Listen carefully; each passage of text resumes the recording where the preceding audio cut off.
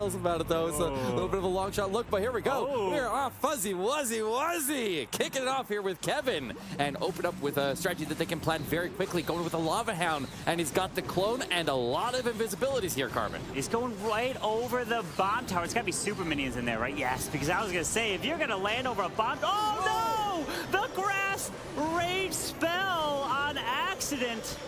Hard to see right out of the gate here. The nerves of the players getting to them. The misclicking, the wasting the rage, but he's not getting distracted by that. He's still getting the other spells there down onto those super minions. He's able to take the Town Hall out and everything in that area. He's got a funnel, but he's not going to have a rage for the dragons now, and that potentially is going to be a problem. Yes. Keep an eye on the defensive queen and the sweeper, because the sweeper, especially knocking it back without a rage, could be a major problem here. Well, this is the Lexus base that Kevin has decided to hit first, moving in with the Dragons. Dragon Riders, get ready. We're going to wait for the War Internal Tome. Like you said, no rage spell for these dragons to be able to utilize. Does have a skeleton, but has to place it perfectly in order to try to distract any point defenses, maybe wherever it decides to send the Royal Champion. Yeah, maybe to get through that defensive Royal Champion or the single fort, it was hard to say, but the freeze and the ward ability was enough to get him past that sweeper and get him through that defensive queen and into the core of the base there.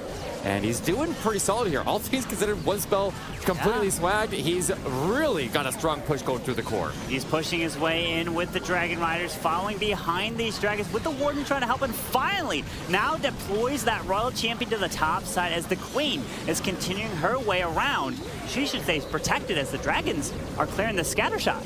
Yeah, this is looking really clean here. He's got that last Dragon Rider down south there, picking up the air defense and will help get that.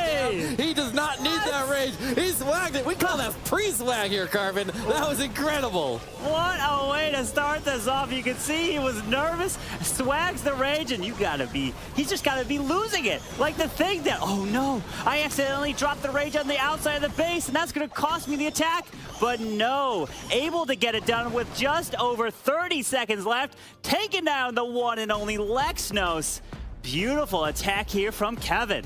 Cool, calm, and collected. He does not hesitate.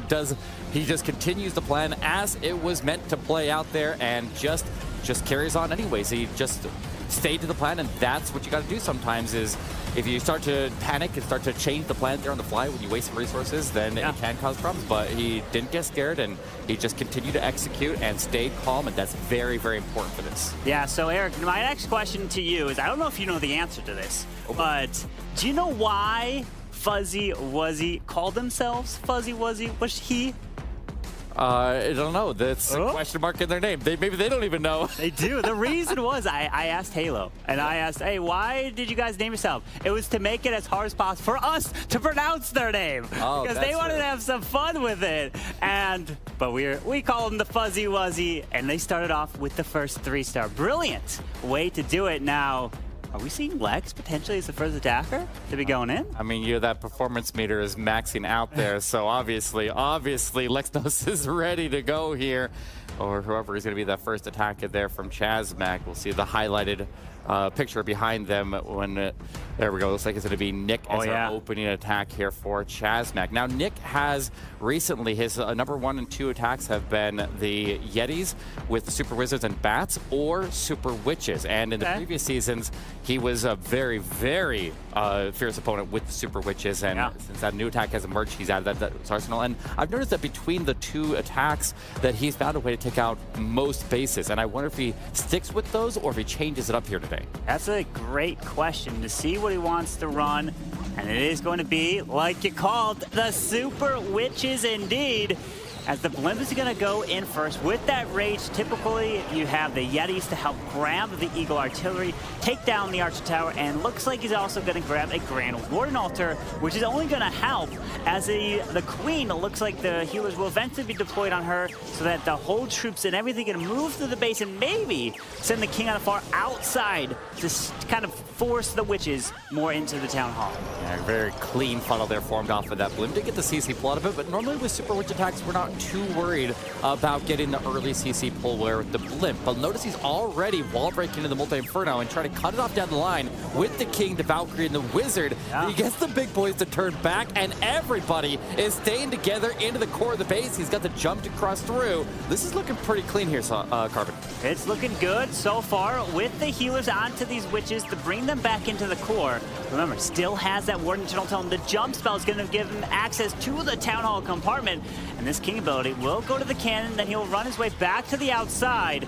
But when are we going to use this Ward Internal Tome here? That's the nice part about the Super Witches is you can delay it until you actually have somebody threatened, because the Super Witches just get those big boys out in front of them and they just do not take damage. He's engaging the core of the base there. There's the ability. There is the Tesla farm as well. He needs to get the Town Hall. I don't know if this Tesla farm is going to draw the troops off to the right and make them skip the Town Hall, but it looks like they're going right where they need to go here. We got a few witches and the big boys jumping straight for the Town Hall. So we now can play it easy with the Raw Champion. Sends her to the top side. We have the Queen clearing the bottom. Town Hall goes down, and look at this. And Nick of Chazmac is going to be getting this first triple with the Queen ability still intact. The Raw Champion ability is going to go off, froze up some of the skeletons, and that scatter. Down it goes, and we've got ourselves an answer. Absolutely. That's where it comes to show where you have a player who is an absolute specialist at a couple attacks, can quickly identify a base and go first for their team and just consistently rack in those triples. Very quick base identification and something he's very comfortable with. Yeah, brilliant attack there. The pressure has got to be on him, and they know that if they don't triple, that they're going to be down, and has a 7-0 record. A huge favorites. If they were to lose the first round, you know they're going to be definitely going to the Golden Ticket Tournament, which is on Sunday. I just like that he used some kind of witches. That just makes me happy. Of course you do. Of course you do. I do love my witches. They're definitely my favorite troop. Yep. Yeah, you love your witches. Do you like the regular witches or the super witches more? Which one? You know, I like the regular witches more, okay, but I'll settle for the super witches. I mean, he's so good with them. I'm wondering, why aren't you wearing the witch pin, which Maxi's winning? He stole it from me. Oh, that's why. Okay, I see. That makes a lot of sense. But we're going to take a look now as the next attacker, Will, for Fuzzy Wuzzy's going to be coming in with his attack. As you can see, if you're just tuning in, the board behind these players, when it lights up red there, that is kind of indicate the next player. And then the score above their heads, the 3 stars, as we saw 100%, is what they did in their previous attack. Yeah, this is now a daunting task here because you know the record of Chazmac. You have them immediately responding with the triple, not slipping up, and they need to keep that pressure on. And Max. Yeah. You can see there's a blue over there. The only difference. Max, the youngest player on that team. It I is. mean, we'll see if they can handle that pressure. Those young players. I mean, not many of them have a ton of experience on the stage here, but you mean, I mean, out of Chazmac, you have Lexnos, who is a 4-time champion in this tournament, and he's going for his 5th right now if he can win through today. Let's see if he can do it, as we've got Super Minions. Another Super Minion clone blimp coming in from Fuzzy Wuzzy with the Dragon. So it's kind of the Hydra. They're doing this similar attack here. Want to take out the Town Hall. And did they land over the, like, if there's a bomb tower there, landing, no, there's not, because we see some by the Eagle Artillery section there, because typically you never send a blizzard over a bomb tower, so it might not be trapped for certain troops. So if you send a Super Minions over it, that should be safe. Very true, but look at this. He's got a small amount of CC pull there, just some archers that come out of there, and that means there might be a lot more CC troops in there, like a Lava Hound, or there might be some other air troops here. So we'll see and pay attention to how he ends up dealing with those as he starts his way in. The funnel was formed very nicely by the Super Minion Bomb, and that is going to mix so that the heroes can come on the other side and keep these dragons as a very tight pack and maximize the value of this range. Yeah, that's the goal. You need to be able to force a funnel on 2 different sides of your dragons and dragon riders, so they go exactly where you want. And look at this. He's moving his way straight in as the Queen can step her way into the Eagle, or the Tesla will bring her to the right side. Looks like it is. Queen. Okay, she's going to avoid the Eagle, but the Dragon should be taken down pretty quickly. Yeah, but also notice that she stayed to the outside of the base there, which means they destroyed the CC with the CC troops still inside, which means he doesn't have to fight that potential Lava Hound. Wow, it was still hiding in there into the defensive Royal Champion, and if he gets her out of the way in these expos, he's home free. But wait, the defensive King is on the backside, and that could be an obstacle for his heroes to make it through if these dragons do not survive. We have one headhunter. Take a look at the bottom of the screen. That one headhunter is going to be clutch. Has to time it perfectly for when the royal champion comes in. The king and queen are going to loop around. Still have their abilities. That king ability, when timed perfectly, gets so much value with the barbarians moving through. A giant bomb, though, is doing some damage, but the queen is following in. He still has that royal champion on standby. Was delaying her as long as possible so he can get as much cross tanking as he moves through that very threatening area with the Tesla farm, the expos, and that defensive king. That is a lot of damage output right there, and he wants all of his heroes to arrive at the same time. Grass Kellys, there's the headhunter pops, there's the ability. He still has a chance there with the queen ability, but he's going to lose his royal champion. RC is going to go down. Her ability clutched some of those point defenses of the Teslas, but that king, it's got a lot of health still there, but we have a builder hut that's right near where the town hall was. Queen, burn your ability, 20 seconds, hurry up, come on! Sir Will, you gotta move! Yeah, getting that defensive king down, and he's home free from here. He's just got to beat the clock. He's got a couple of seconds to crawl through, and Carbon Finn, he's going to make it. He's going to make it. Wait, stress, Skelly's. Oh, he's got it. Yes! That was crazy. A close finish right there. Imagine if he hit a tornado right there and it held the queen back. No way. Don't say that. Imagine you said that and then it popped up and then the ultimate jinx would have been Eric. Fuzzy Wuzzy would have been all over you, Eric. That would have been absolutely horrible. I don't want to think about that. I don't want to think about it. I don't want to jinx any of these today, because they 100% deserve to be able to get those triples if they earned them right there. Well, the base go. Oh, there was the Turnip chef right behind the town hall. That was close. It was. That was close to where the queen ended up there, but whew. Sir Will with his first ever attack live on stage, getting the triple. But now, Max, he's focused. I think he's also plays on the phone, I think, as well, if I'm not mistaken. Well, if we get an overhead shot, we'll be able to tell. But, oh wait, he's not there. I don't think. Payvu is actually jumping in there. I mean, we had Max highlighted, but Payvu is going to be next in to go. Maybe Max need a little bit more time to think about it, and Payvu was ready. But here we go. A little bit of Zap Lalo. Got the big kill squad here with the golem to support the heroes, and sneaky goblins that he can use to maybe form out some funnels. Yeah, Payvu's looking to kind of get this value. As I'm looking at this base, it's similar to kind of a strategy that we saw from yesterday where the EU was running, using the lightnings and then sending the king and royal champion to grab a scatter shot into a compartment exactly like this, and then sending your queen to walk away all the way to the town hall. Yeah, I like that he was able to get his king to go all the way in there, pops his ability, and gets that scatter shot down, use that wall break to give him his access in, and he's going to move along the outside. The queen does have the protection of the golems, but she's run into a lot of resistance. And the queen's ability goes off! Oh, needs to reach that town hall there, Carbon. This is going to be a bit of a problem. Oh, she's not even going into the town hall compartment as this section stays up, and out comes Rockloons and Super Minions, Skellies, Archers. And he lost his queen now. Yeah, that's going to be a big problem because look at the percentage here. He's still only at 30%. And you can see him now slowing down the attack here and stopping to think for a second to make sure that he doesn't rush and make a mistake here. This is a very critical moment of this attack and potentially of this whole war. As the undefeated coming in opposite of the... No, don't tell me! Look at the blimp. I wonder if he's going to gamble on the blimp and make sure that he gets Town Hall down with that. I'm curious to see what he does here, Carbon. Oh, he's going all in here. He does have the blimp like you mentioned and a royal champion. He pops that warden ability. Headhunters come across to grab the queen because remember, even if you get the town hall down and he realizes it's not going to be a triple, you need to get as much percentage as possible. Yeah, he's got a couple of extra spells here that he can use to work with the royal champion to go after the town hall as a secondary backup if his blimp misses. He does land, he pops that freeze. He does have the damage on it, and all the defenses are locked up. There we go. Town hall!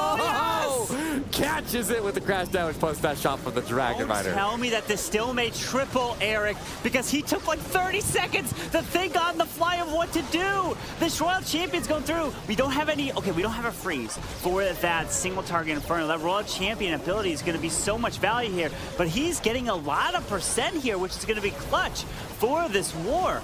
Yeah, picking up all of the perimeter buildings there. Going to leave up a couple buildings, and he'll get the percentage pretty high here with 30 seconds and clean up on pretty much all of the perimeter buildings here. Be able to take out the defenses along the edge of the base there is going to make so he picks up a pretty solid amount there, and he gets that Inferno down with the Electric Owl. Clutch right there. That might give him a couple extra few percentage. Yeah, every single percent is going to matter, but Fuzzy Wuzzy now will have the lead with 2 triples on their side, but unfortunately for Paybu, he's gonna fall short as the Owl's trying to get a little bit more. Clan Castle's full health. Unfortunate there, not able to get it. And we saw him having to stop in the middle of that attack once this Queen did not do what he wanted, to have to rethink it on the fly. Yeah, now Chazmac is going to be playing from behind. Not a position that they haven't been in the group stages. They went through undefeated, but that doesn't mean they didn't have some hiccups along the way. Yeah. There were a lot of wars where they started behind and they ended up recovering it, and they picked it up at the end. We saw some crazy attacks from Lexnos as their closer. Yeah. Generally their closer. We'll see if he ends up going last here today. But I mean, we've seen some crazy clutch attacks there right at the last minute to determine a lot of wars as they made their journey towards this stage today. And we'll see if they can now make the comeback. 8 buildings behind as we go into the next attack. We have Lord Kirk diving in here from Fuzzy Wuzzy Wuzzy. Lord Kirk, I've actually played in the same clan with him years ago, and now he's playing on stage. Great to see him here represented with Fuzzy Wuzzy.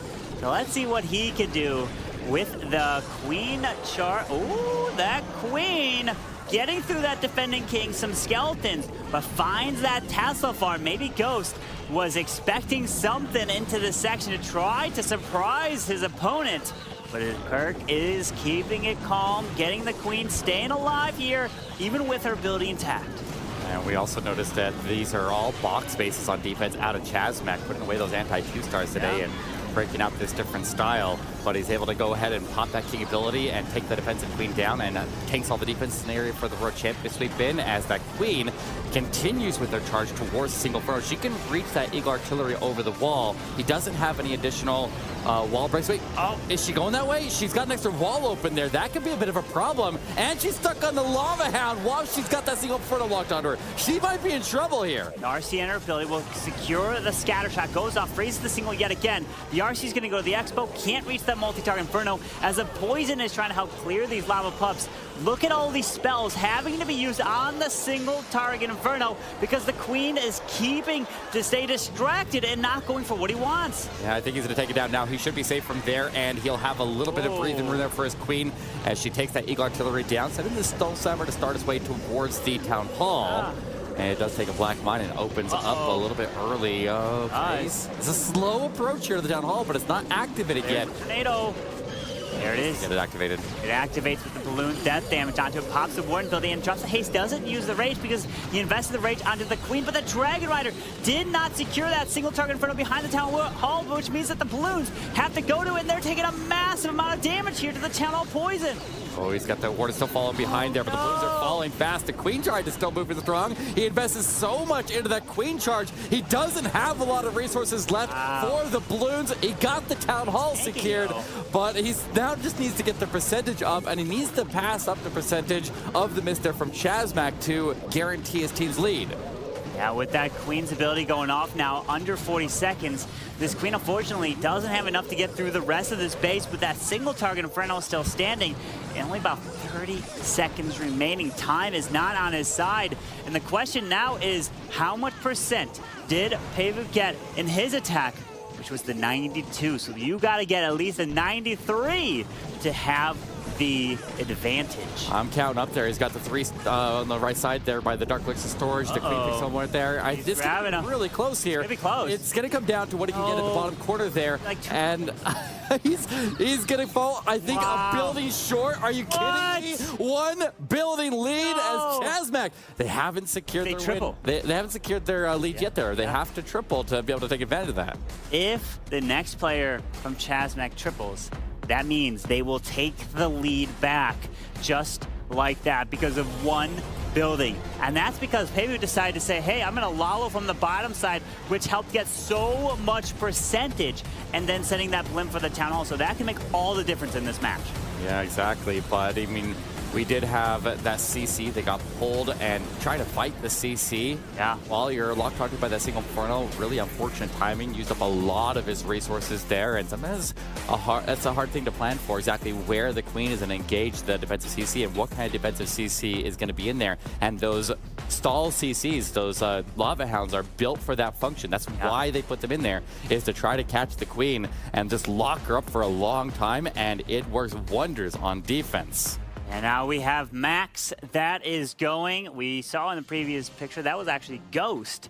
That wasn't Max, so we'll see as Max here with the Skelly Donut. Indeed, this is his favorite attack strategy, using the bats to take out the ground expo, the single, and the skeletons to grab the clan castle. I like that he's also getting out that expo, which is set to ground right there. He's got, I mean, that'll make so the approach towards the town hall is going to be a lot less damage from that long-range expo being removed, as he now deploys in a handful of balloons. So a little bit of tanking support there, sneaky goblins, and put in a lot of force here to help drive this Queen into the town hall. And without a CC to deal with, she should have no problem getting there and get it, while the King goes in the left side, and I imagine he'll be joining this King with the Royal Champion over there. I am just impressed how they can keep focused, their hands not shaking, and an attack like this with Max only being 17. The pressure, you would think, is going to be insane. Or, I mean, being that young, you don't think about it. You're having fun to be on a stage like this to perform, and he did that absolutely beautifully. And now we'll see a little bit of lag there. Hopefully you don't have a disconnect, but now chance to evaluate it for just a moment there. We do have Icicle just kind of chilling as the Queen was able to continue towards that town hall. And if you saw where the Royal Champion on her trajectory, she was looking like she might go towards the defensive Queen. So the reason why they get up over there is because they can't see it in game, okay? They had to go over and spot over his shoulder in order to be able to see what Max is seeing. So that's why they had to get up and speak to him over that, because they had no input. As now we're getting back into the raid to be able to see what's happening here with the Hound coming over the Eagle artillery, and the Warden's gonna have to be deployed up there. Yeah, definitely was not a disconnect there as he continues to power through, but he'll be finishing before we see what happened with the result there, and we'll see if he's able to get the Eagle artillery down. He swarms into Lalo, in from the right side. The Warden building deployed over there. The Queen has survived as she made it out of that town hall compartment in one piece, and she's going to assist those look at that. as he sends in the head onto the Royal Champion. He's looking good here. To think that this happens, you know. Okay, what's got to be freaking out as you are sitting there is if you get the Wi-Fi bars, you got to continue, right? That you have to continue no matter what. It can happen anywhere, right? And that's the thing. Kept his composure, and that just shows you how good he is.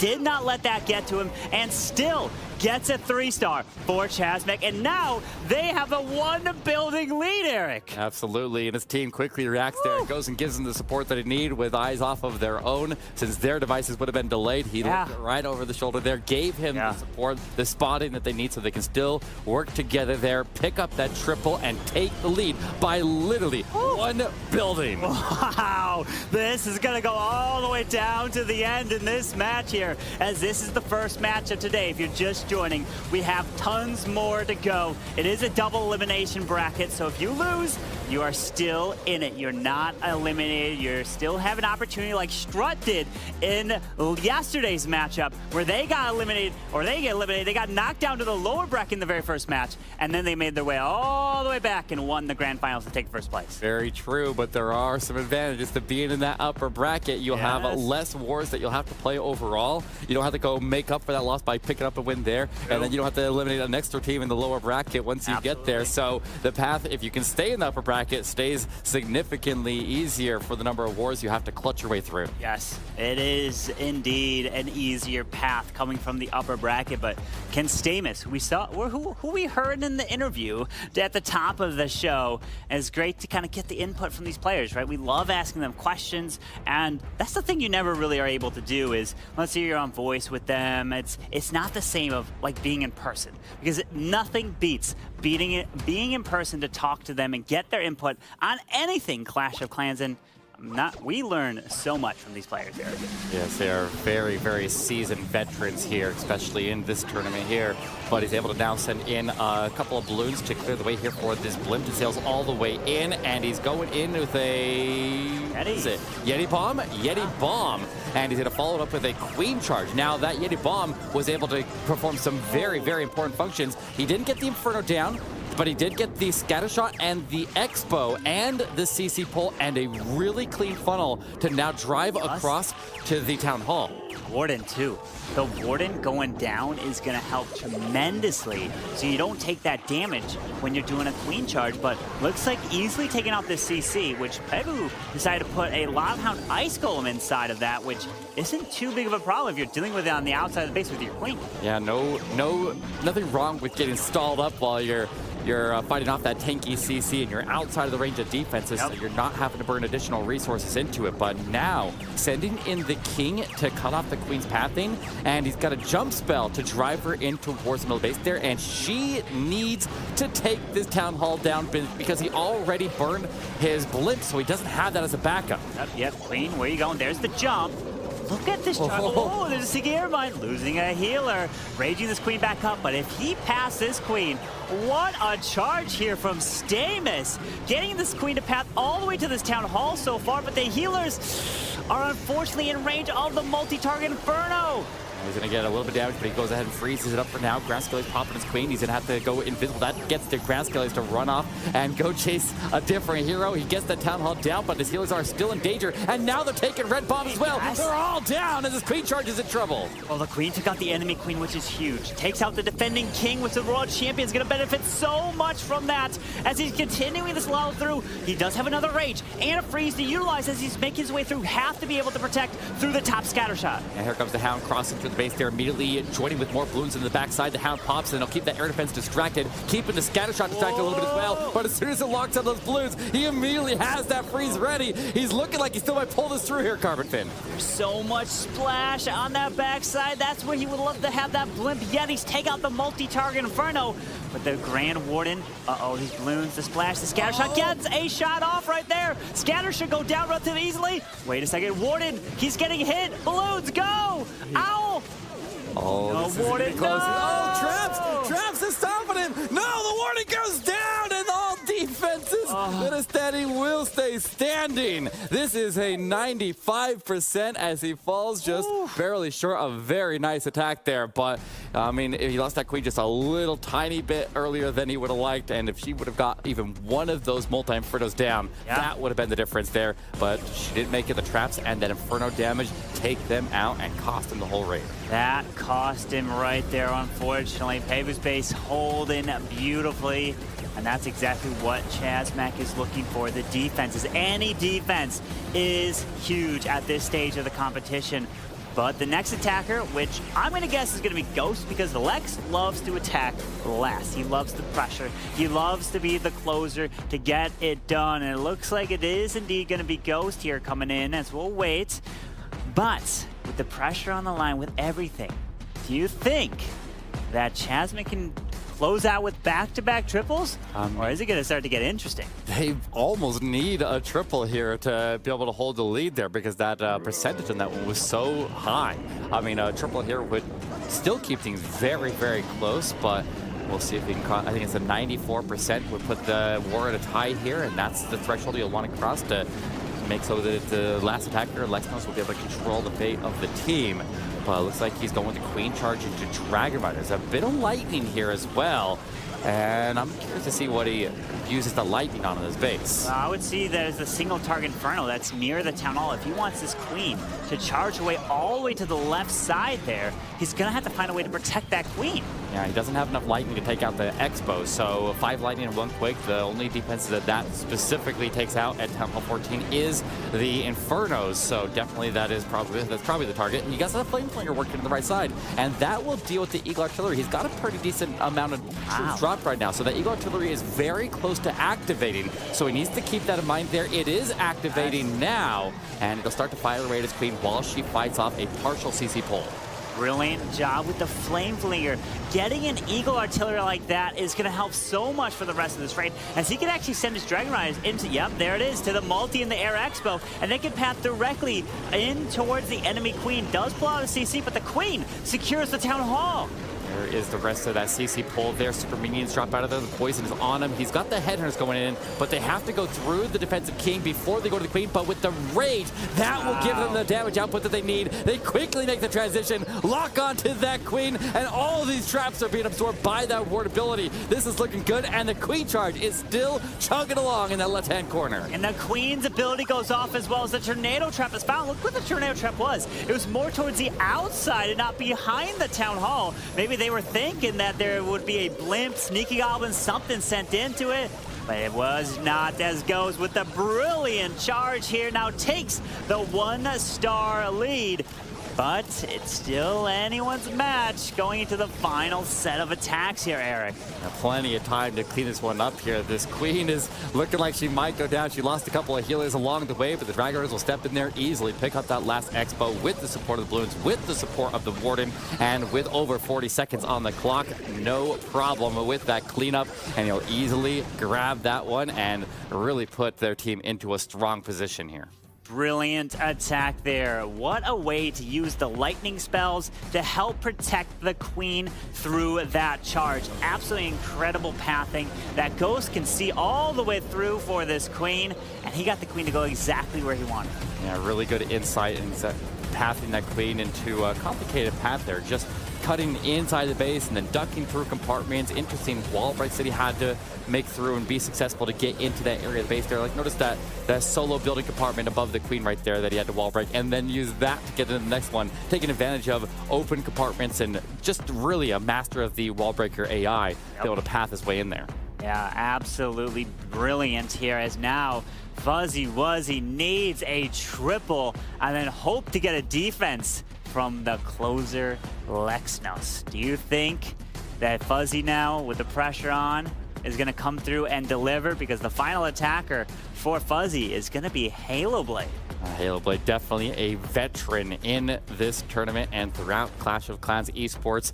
And we'll see if he can handle this pressure here, because obviously it's a lot different than playing at home when you're on the stage here and the war is on the line and everybody is all eyes on. This was the base that you had a little sneak peek, right? And just before we started. Oh, yeah. Yeah, that's very true. And they held it to the end. Yes. Might be questioning exactly. Might be the hardest base. Maybe. Wow. Oh, my gosh. Look at this base. What a nightmare to have to deal with. Completely islanded on Town Hall in the middle of the base. He's brought a wall wrecker for it, though. That's a lot of walls to break through Carbonfin. Are you serious? What is this base here? I guess they just wanted to save it for the end? Oh my goodness, Nick. What are you running with the Town Hall all the way into the middle? I guess they just wanted to completely throw their opponent for a loop? Yeah, it really makes you nervous to go against these bases, because there's still plenty of room for traps around that Town Hall, so you don't know if whatever you send there is going to be a safe approach into it. But a wall wrecker generally is, but you have to clear out a lot of room to make it work, and it's safer than a blimp because it doesn't hit black mines, and he could definitely send a wall wrecker in with a sole purpose of diving in and taking that Town Hall out. But the nice part about a base like this is you do form a fairly easy funnel, although I don't know if the queen's going to go the right way here. She might circle to the right and go to the bomb tower. She's going off in the wrong direction here, Carbon. Oh no, this queen, she was supposed to go and follow that king in behind to grab all that value, as now the wall wrecker is going to try to make its way into the Town Hall, but that ground expo is going to stay up. The world champion needs to clutch that up. I mean, at least the queen, if she continues to stay alive on that outside right edge of the base there, she could go all the way and pick up the scatter shot potentially, which would definitely be some good value, especially if the Royal Champion on the other side of the base there picks up that one. But we got ground skillies and now a Tesla farm to soak up this Royal Champion damage and distract her shield. Look at this. He's moving through. He's got the Warden and the Lalo to come through. Did anything come out of this Clan Castle? I don't think so. It might have been like a Lava Hound Ice Golem in there. Yeah, maybe. I mean, if he still has that in there, then he's... Oh no, free swag to free. base? Oh, that's a bit of a problem there. That's a very limited resources here. He's got the queen still alive, though. Right? He's got that ability. I think opt ability and take down that scatter shot and get the sweep round as well. There's that horde ability right at the end. Oh, man. Halo's hitting this bed. I bet that they are scouting the bases, and they all look at each other like, are you serious? Are they really running this base? What are they doing?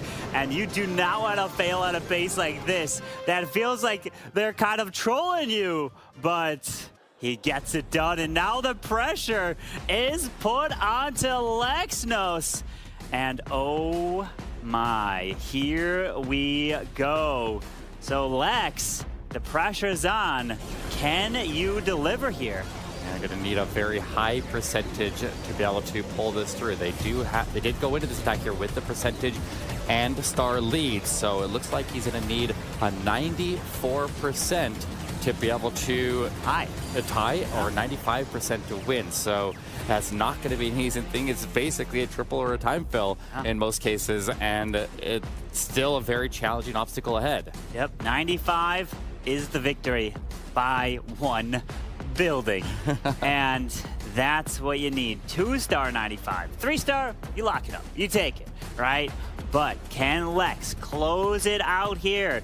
I mean, when you start getting into the mid-90s, closing in the high 90s, those are where it comes into almost time fails, right? Small things where they're almost triples, but you just maybe dropped your troops a little bit late.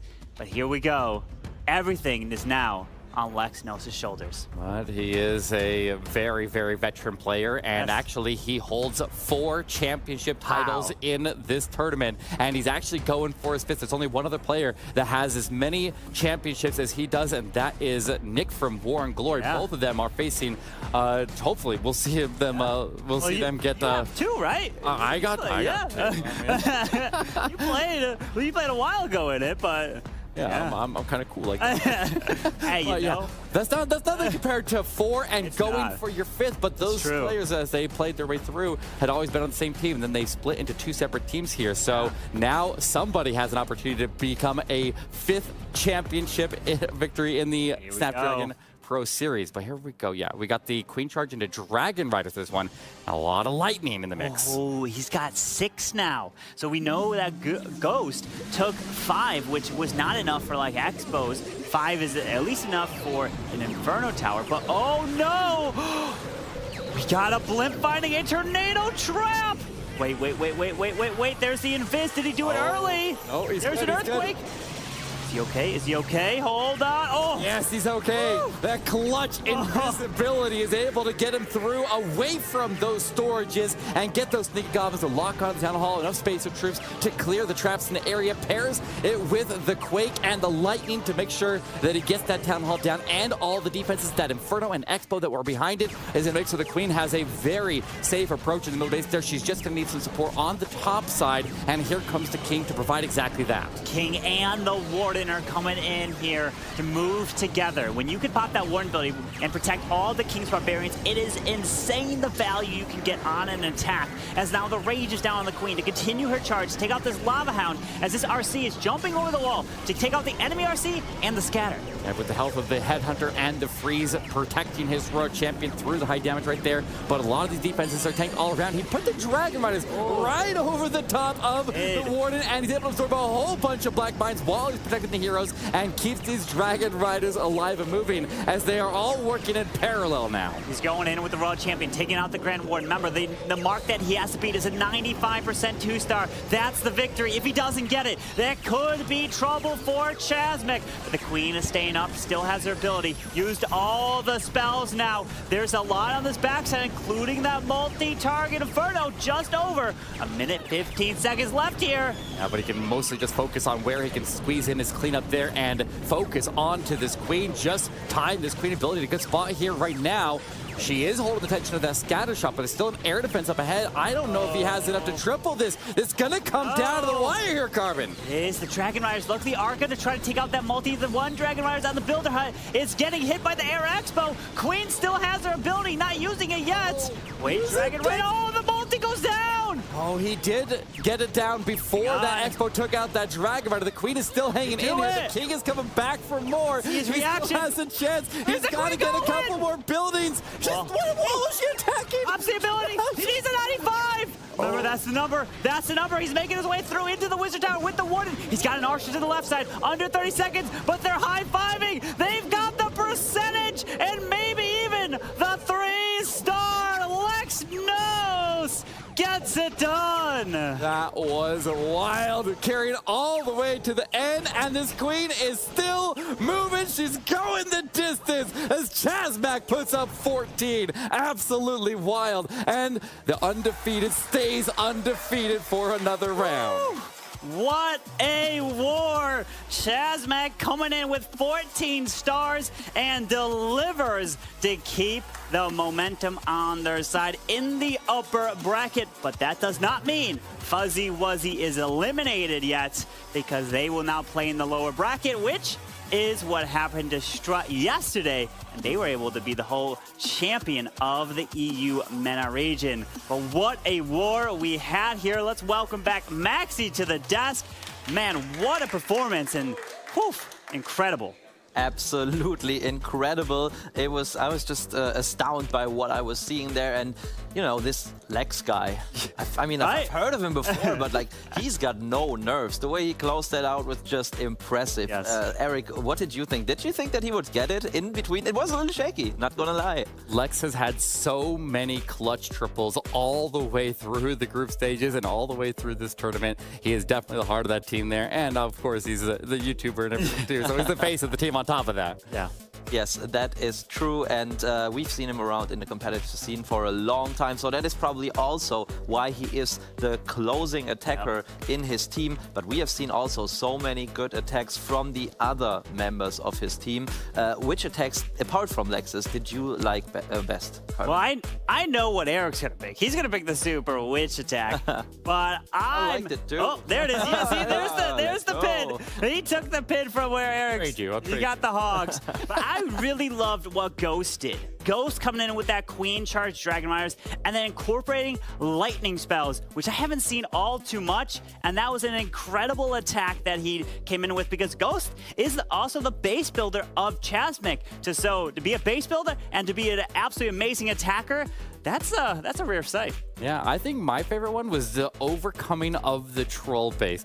Not being scared by that base and finding a way. Even though the Queen, she went the wrong way, but you know what? He was able to take full advantage of that, and she still picked up some huge value. Even without the rest of the pack there supporting her, she just carried on, and he just had a really good call on which strategy to bring on the base there, and definitely secured that tunnel hall. I like the use of the wall wrecker on the attack. That was really clever. Absolutely. That was just awesome, but I also liked Kevin's attack at the start. Like, he kept his cool there, even though he unfortunately swagged the rage spell there, put it in the grass, which sometimes can happen, but you never really want it to happen, especially not at the start of the attack. But I'm hearing we have an interview ready, so let's hear of our winners. Let's hear what CMG have to say.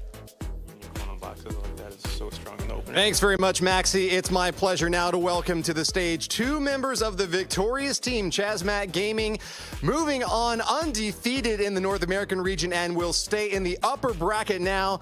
They are here with me, Lexnos and Nick. Welcome, guys. You must have adrenaline pumping through your veins after that last attack, Lexnos. Tell us a little bit about your plans for that hit.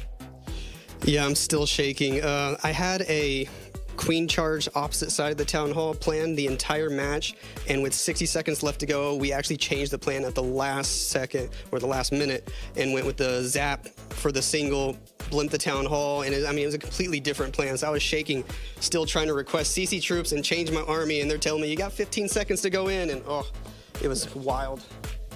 Well, that is a hard out time, and we know that it is difficult to get that plan finalized and figure out how you want to finish that attack. Yours was the clutch hit in the last moment, though. Can you tell us a little bit more about the maybe jitters that you were experiencing just from being on the stage, not to mention that time crunch? Oh, for sure. I mean, I was trying to just ignore the crowd and everything and just focus on my attack, but I just can't help but shake. And I mean, it wasn't really the stage aspect, but just the fact that I knew I needed, you know, a 95, 96%, whatever it was, basically a 3-star to win the match. And it was a little overwhelming, but I think I was able to maintain my cool for the most part. Well, as we saw yesterday with Clutch, that was the hardest part is the first war. I do have a quick question for you as well, Nick. I saw a very interesting base from your side of the aisle. Can you tell us a little bit about your base building design? Well, we had a family feud war against Tribe Gaming on Friday, and we saw Fluxy's base. It was base 18. That's what it's known as now for our team. And we asked Fluxy for the link as a joke, and he sent it to us. We copied the base, and we're like, we have no idea how people would hit this base, because Ghost failed on it in the war. So we're like, we have no idea how they'll plan on it. We thought it was a good idea to run. Stamus had a good hit, though. Shout out to Fluxy for giving us the link, too. Well, thanks very much, Fluxy. An interesting round on both offense and defense. Thanks for making it one to remember, guys. Congratulations on your victory, and we'll see you again later today. But next, we have to find an opponent for you. We've got another war coming up, so stick with us. Thank you.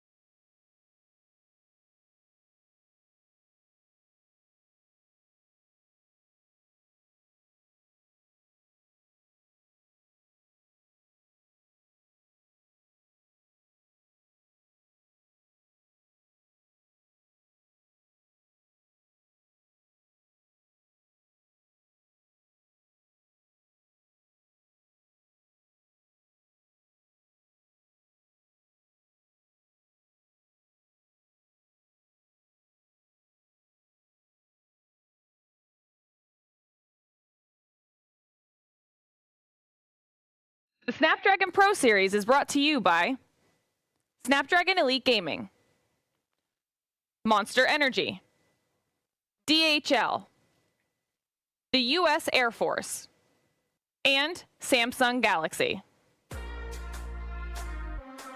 Howdy, Chiefs, and welcome back. Our next match in the upper bracket is ready to get underway. Let's now introduce the teams.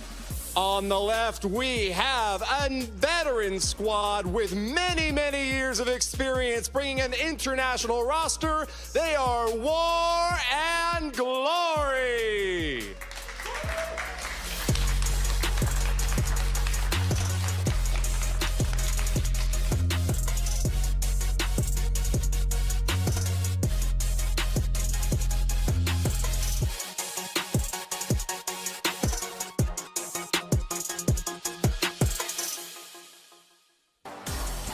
The War and Glory roster brings Benny, Rigo Torres, 23, Garenicus, Agent 33, and Nick. This is the War and Glory roster. The third-seeded team with a 2-5 record with victory over Fuzzy Wuzzy Wuzzy and the Flaming Turkeys.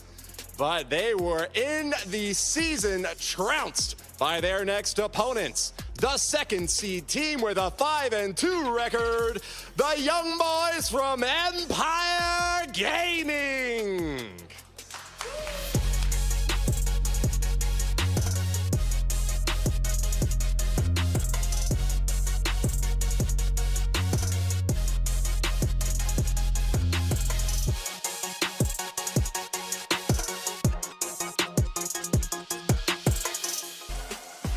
The Empire Gaming roster includes Damien, Shadow, Smokey Bear, Burger Boss, and Anthony. Your second seed with a 5-2 record, here to remind you that only you can prevent forest fires, but they will be laying waste with conflagration across all their opponents. The second team in the upper bracket will advance to face off against Chazmat Gaming. Let's find out who it'll be. Caster Desk, take it away. Thank you so much, Woody. What a match we have here coming up. War and Glory taking on Empire Gaming. But we have a new caster joining the table here. Susie, welcome here. It's great to have you for this next matchup. How are you doing? Thank you very much, Carbon. I am so excited to be here.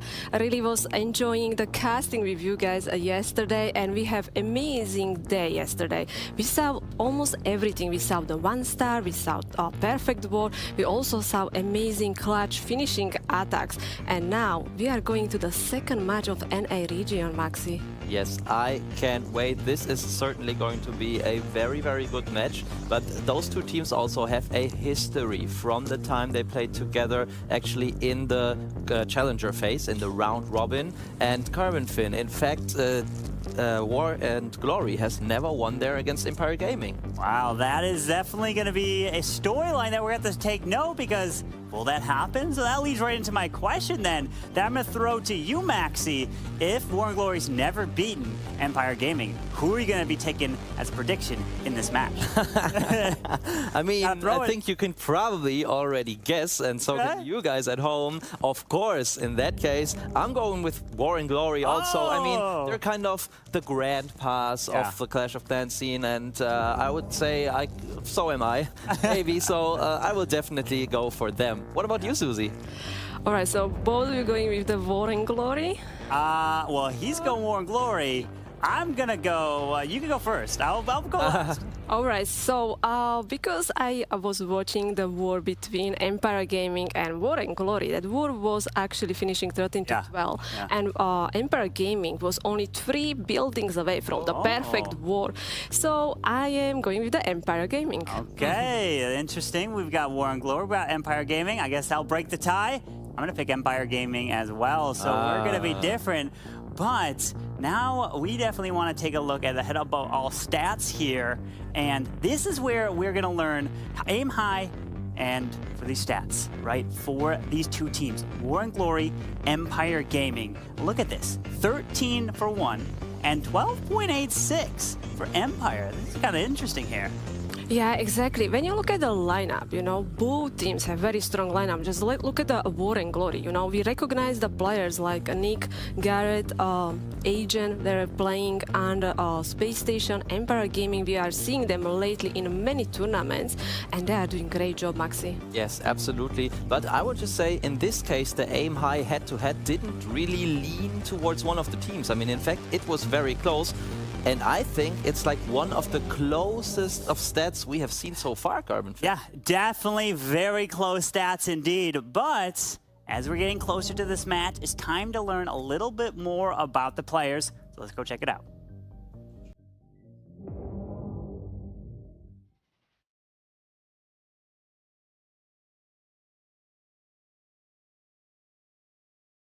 The personality, definitely. I love our team. You know, they bring super great fire to the team compared to all their attempts. We're really exciting, and we're looking forward to the, the event here. I think this is a great opportunity because, not a lot of golden tickets have been posted out in other events. So, like, coming here, I feel like this is a great opportunity for all teams, and especially us, to come get that golden ticket.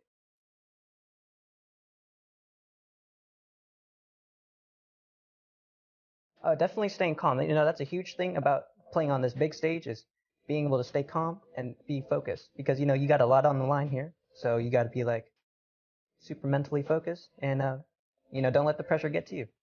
Got to stay positive and ourselves, really. I believe we could beat all teams if we play to our best potential here. And then at the end, we'll see who we face. I want to say to my opponents, good luck and have fun. And I'm looking forward to meeting all of you and playing against all of you.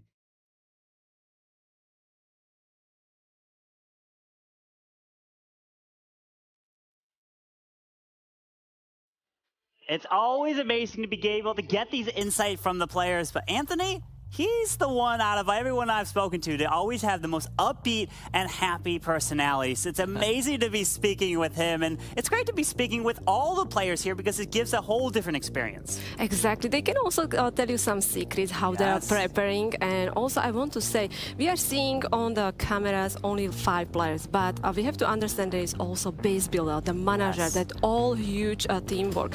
How is that important in the match, Maxi? Oh, that is incredibly important. I mean, it's not just that the base builders do an important job before the match, but also during the match. They often help the teams with, the preparation day is going on to set some traps or defend certain strategies that they expect their opponents to do. Maybe that they even saw their opponents do in a war that was just like half an hour earlier. So they are always there to support. And also, in a total season of Clash of Clans, like 1 year, they are often also very good players on offense. So they often hop in when there are bigger tournaments that take a little longer and take a 6th spot.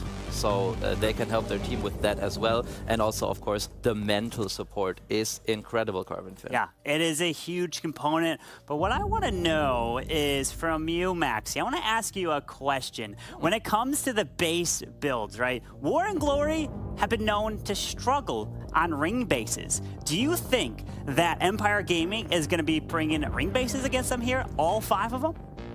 I've actually not just heard that, but I've also seen it myself watching the North American round robin. But I mean, they came back from that, I mean, they struggled at the start, and then they had a phase where they were doing pretty good against anti-2-star or ring-style bases, and then they fell back. So in my opinion, I think that Empire Gaming know that they definitely struggle a bit on them, and it's definitely harder for them than the anti-3-star bases. So I do think that we're going to expect anti-2-stars. All right. Well, we'll have to stay tuned to see if that's the case.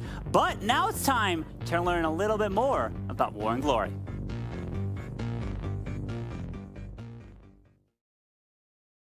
In the United States, and my in-game name is Agent 33. My family and friends are mostly supportive. A lot of them will ask questions, like they heard that I've been to Finland in the past, and now I think I'm going to get more questions about coming here to Poland to play. I started playing Clash of Clans in 2014.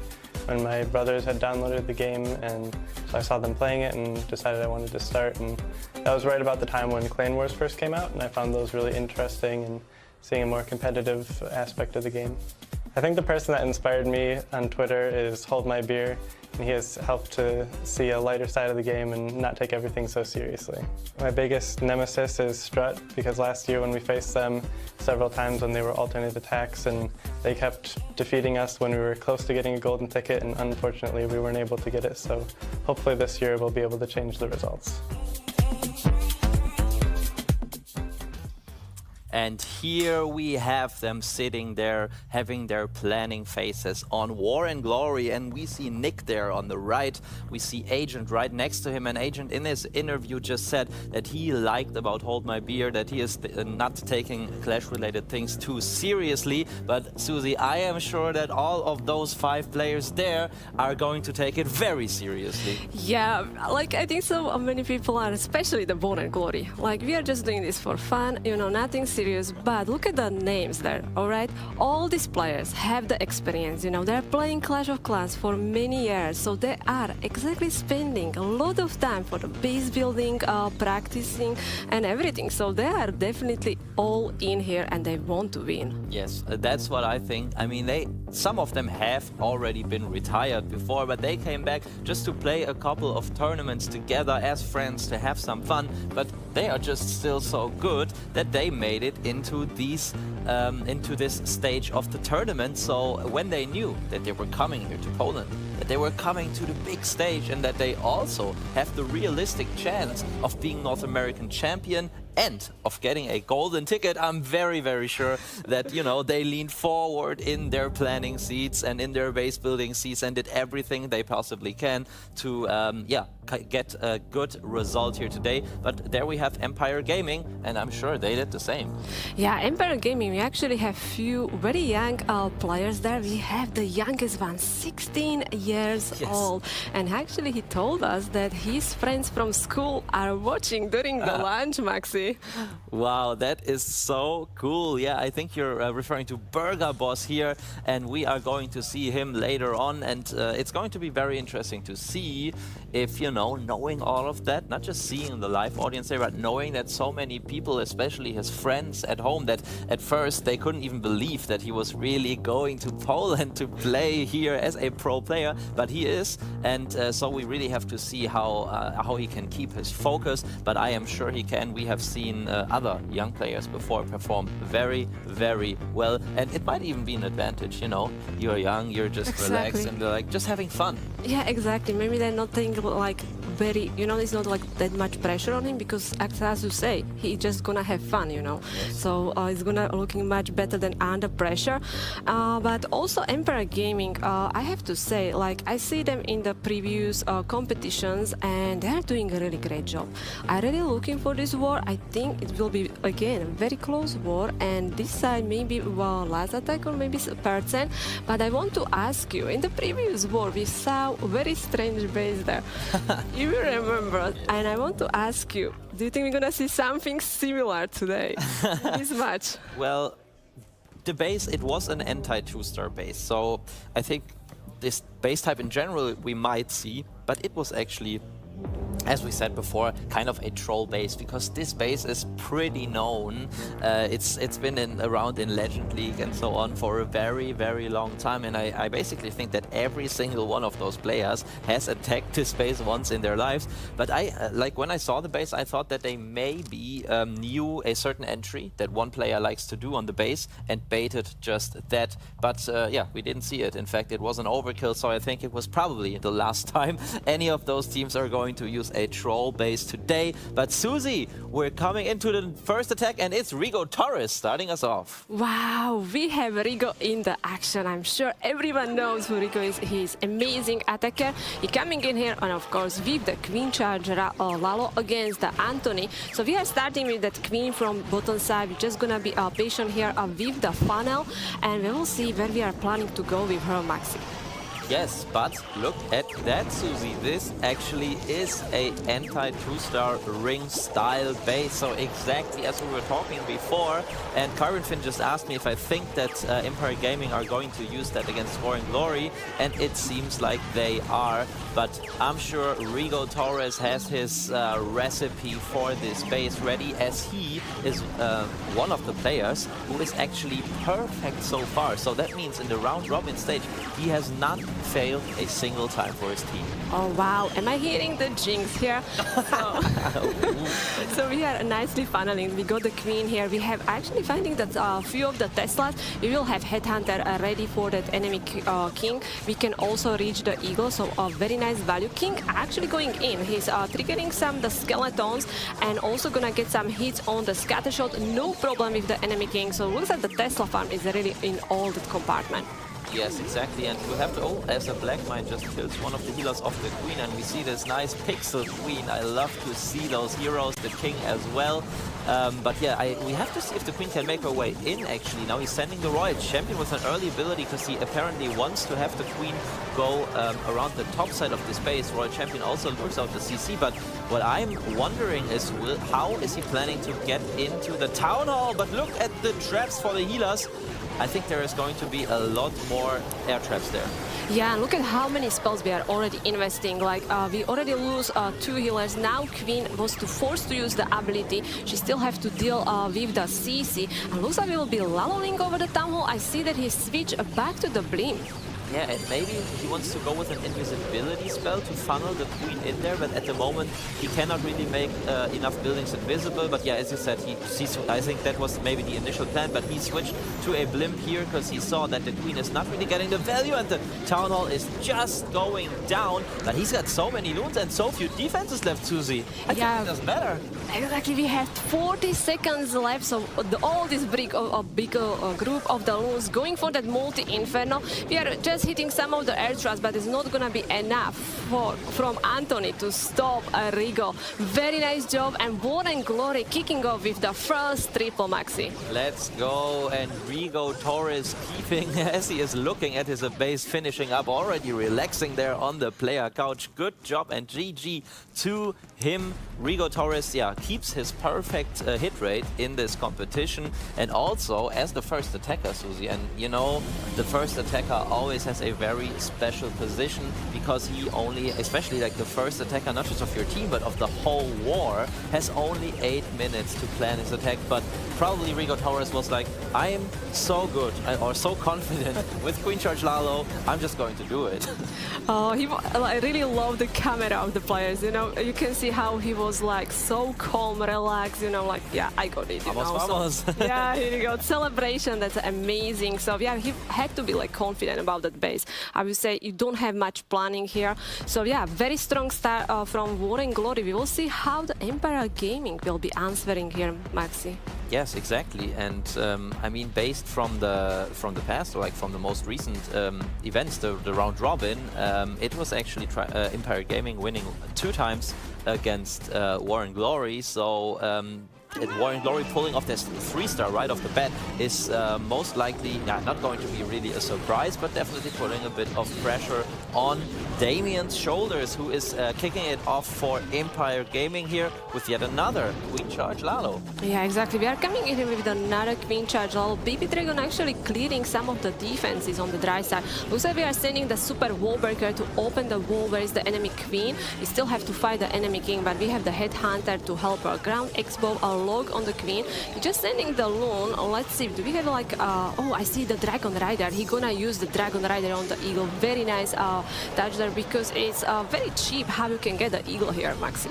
Yes, exactly. That's exactly what he's doing. And also, he did very good there with the second Headhunter. Unfortunately, the first was a little early, but then the second was perfectly timed, so the Queen didn't have to go through ability, even though she was facing not only the damage from the scatter shot, but also the enemy Queen was focused on her. And we can already see what he is going to do here. He wants to jump his Queen right into the center of this base, and Then I'm curious to see if he's going to try to let the Queen walk into the Town Hall, which is like a very, very long charge, or if he at some point is going to Lalo into the Town Hall. So we're going to have to wait and see. Yeah, I think so. He'll be waiting how fast that Queen can start moving, because she right now she's locked on the lava. So when she's gonna take the jump, she can nicely reach the multi-inferno. But looks like we are starting the lava over the Town Hall. Right now we are only on 42%. Town Hall isn't activated. King actually is there, so he can help us. He's actually, something has activated. I don't know if it was percentage, but yeah, now he's raging up, and with the warden ability, he's also going to save this king from dying as the Queen is making her way slowly but surely into this multi-compartment in the center of the base, and we see a back-end Stone Slammer, a back-end Royal Champion, and there is really not that much left in the base, but there's still a defending Royal Champion. Yeah, exactly. Look at the Queen. We actually find the Tesla, so she got a very nice value. A Slammer now pop as we have that enemy Royal Champion. Warden staying with the Queen here. Wow, that Inferno Dragon! Got the enemy Royal Champion. That's amazing, and you already can see the celebration here. And wearing these glasses. That is just beautiful. I mean, at least the celebration. No, just kidding. Damien did a great job here, keeping his cool, laloing into the Town Hall at the exact right time, and I feel like timing was one of the most important things about this attack. And yeah, we can see him pumping his fist there, and it's really, really nice to see. So much pressure must be falling off him there. He is so young, and he is at such a big stage here and pulling it off in the first attack of the war, so giving his team the exact right start that they needed. And yeah, that is just a situation where you need to be happy, and it's great to see those emotions from the player. So now we're on an even playing field, both of them starting with 3 stars. Exactly, but as you can see, as he hit a triple, his job is not finishing. He just moved to the next play, which is preparing for his attack. So now he's gonna be spotter. Maxi, you were playing in the tournaments. Can you tell us how important is the spotter in this in wars? Yes, absolutely. So I would say it really depends like on the individual individually on the player, because there are players who like to be very focused and have it calm all around them. They don't want to hear any noises, and they don't even want spotters, because they feel more confident if they can take a look at the corners and look if there are troll Teslas or buildings left. But there are also others, like I used to be. I like to have a spotter, because for me it was just always additional information that I could take into account while attacking. I didn't have to blindly do something, but you know, at a certain point, you know, oh, next anti-2-star base, by the way, very interesting, and Nick coming in with the super witches. But I was gonna say, at some point you just know your teammates so well that you know who wants spotting and who has his focus where, and also how much you can trust them. Like I was at the point with my teammates when they told me Loon at 12, I didn't even bother to look, I just put the Loon there. Yeah, you have to have really trust in your spotter, you know. You have to know that spotter needs to know what he is doing. But you were saying that Empire Gaming probably will be using the ring bases, and you were right, this is the second ring base. So we have Nick coming in, he's coming in here with the super witches. I have to say, time is really good, like that was easy funnel, so we pulled the warden very quickly here, and now we are funneling with the king some of the regular witches on the bottom side, opening all this wall because he wants to get his witches in the core of the base. Maybe even sending the blim there and letting them going around, looks like. Yes, that's exactly what he's doing, and the warden ability unfortunately didn't catch the king, but the most important thing is it caught the blimp. So against these 2 sweepers and all these traps there, the blimp, oh, I was about to say can reach a town hall, but there goes the tornado trap. So the blimp actually opens early, but there are a lot of traps. I mean, it's hard to see, but there are a lot of troops now in the center of the base. Maxi, this is very dangerous. Look at this. We were fighting the 2 sweeper. We pulled the CC. We are so far away from the town hall. I think so the CC which came out of the blimp. Oh, we actually have sneakies. Oh. Sneakies save it, and we got the town hall. What a save from Nick here. So now we are back in the track, and let's see how the witches gonna be keep going, Maxi. Yeah, you say witches, but at this point, do we really have more than 1? I just see this. Oh yeah, there are 2. I'm sorry, I'm blind, but this is so hard to see because the core of these ring star bases are always so stacked with traps But yeah, you are right. Nick is doing a great job, and it seems like with the Royal Champion ability still in the bag, he can pull this off. But now the Queen is being targeted by that single Inferno. Yeah, she's taking the damage here. We are trying if the Warden asks with the shield, boom, boom, boom, sniping that single Inferno, taking down the air defense, 45 seconds. Warden Glory. Maxi hitting the second triple, and I have to say that core of the base was very scary. Yes, very much, and it didn't really go as Nick was planning for, but he is just so experienced that he reacted very quickly. He was very quick on this feet there to still turn this around and make it a 3-star, and we could also see him celebrating during the attack. So very good job, and as you said, this base got knocked down, boom, boom, boom, without a doubt. And it feels like to me, after the second triple on a ring base, that War and Glory have been practicing against this base style. You know, like as every team, definitely they study the opponents, you know. So War and Glory, like, yeah, we were struggling with the ring bases, so probably our opponent's gonna be using that. So they were practicing. But I just, when I see these cameras, like War and Glory are so chill, you know. They like, they look so professional, you know, like they are doing this every day, you know. No stress from them, you know. There was some celebration. Now we are coming in soon with the Emperor Gaming second attack. Looks like that Anthony will be... Oh, no, Burger Boss will go in. Oh, Burger Boss. So, quick shout out to all of his friends at home that are watching right now. Yeah, I really hope that you are going to see a good show, as Burger Boss is usually putting on for us. And we also have to remind you guys that Empire Gaming, they actually most recently in the Queso Cup took down Strut. So the European champion that we just crowned yesterday, so they have won against some very, very good name opponents. But now we have to see how the Super Wizard Blimp from Burger Boss is getting in, and it's looking a little shaky as the Blimp opened early. Yeah, whoa, sneaky goblins. I see Super Wizard. Yes, they're on that storage. Okay, we are using one more invisibility spell, and they just move out, and they are being targeted by the scatter shot. So, can we say this is swag blimp here? Yes, it was pretty much. I mean, he kept just one invisibility spell. But this last invis he dropped, he was thinking that the Wizards would go to the Town Hall, but it was through the diagonal line, maybe just too far away, and that is very, very unfortunate. So at this point, it seems like he's just starting his Hydra part of the attack as intended, but I think he is keeping his King. So just letting the Queen walk on the outside, or the Royal Champion and some spells. We're going to have to wait and see. But early Warden ability, now let's focus on the Hydra for now, and we'll have to see later what he's going to do with the Town Hall. Yeah, exactly. Very nice Warden ability. Yes, you are right. Like, we are using that Baby Dragon to take down that Archer Tower. That King has no other choice. He has to go inside that compartment where is the Town Hall. We are using another raid spell on the Dragons. Queen still has some help. Unicorn trying the best. Now we are freezing, but we missed that scatter shot. Yes, and unfortunately the Hound was lured there. I didn't even see how exactly it was lured.